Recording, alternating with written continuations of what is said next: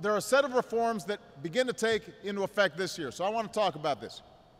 This year, millions of small business owners will be eligible for tax credits that will help them cover the cost of insurance for their employees.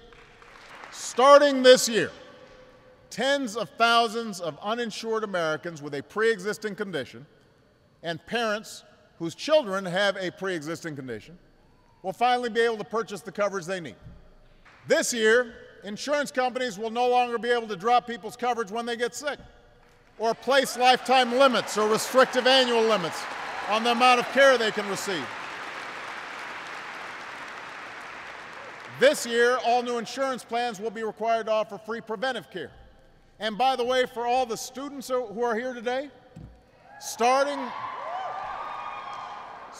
this year, if you don't have insurance, or if you're about to graduate and you're not sure what your next job's going to be, or there's a little gap between getting that job with insurance, all new plans and some current ones will allow you to stay on your parents' insurance policy until you're 26 years old, starting this year.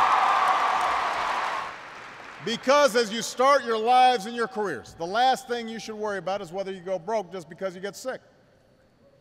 This year, for the seniors who are in the audience, if you fall in the coverage gap known as the donut hole, you're going to receive $250 to help pay for prescriptions, which will be the first step towards closing that donut hole, that gap, completely. I want seniors to know that despite what some have said, these reforms will not cut your guaranteed benefits. In fact, under this law, Americans on Medicare will receive free preventive care without co-payments and deductibles. From creating jobs to reducing deficits to making sure every child has a decent education, we still face enormous challenges in this country. And as we meet those challenges, we're going to face more resistance.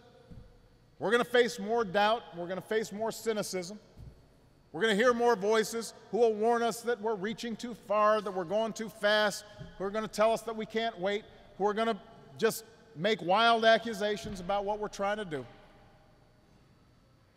And when that happens, we've got to remember the promise that we've already fulfilled and the people who fulfilled it and the generations before us who made it possible. We're going to have to respond with the creed that continues to define the character of this country we love.